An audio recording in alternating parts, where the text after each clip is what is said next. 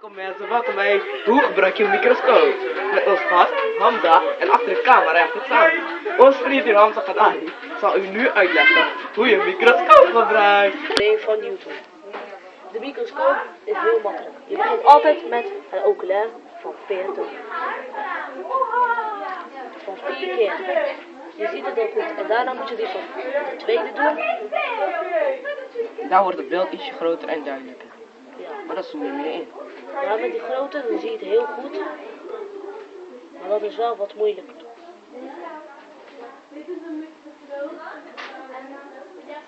Met een grote schroef kun je het tafeltje omhoog en omlaag bewegen. Dat is zodat je het ietsje beter kan zien wanneer je de vergroting hebt.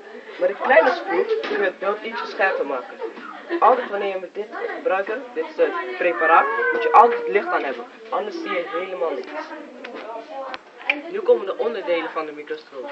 Je kijkt door het dit is de tubus, dit is de lens waar je doorheen kijkt. Bijvoorbeeld als hier zie je soms op staan 4 keer. Dat betekent 40 keer, want dit is gewoon 10 keer en dit 4 keer, wordt het 40 keer. Dit is de preparaat, dit is de preparaatbeveiliging. Dit zorgt dat het preparaat op zijn plek blijft. Dit is het tafeltje waar de preparaat op moet. Met een grote schroef, daarmee gebruik je het tafeltje omhoog en omlaag.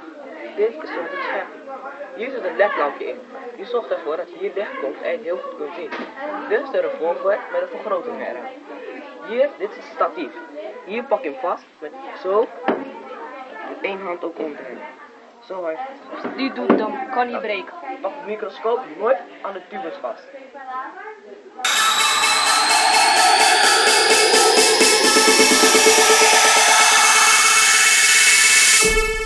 뭐 하고 있어?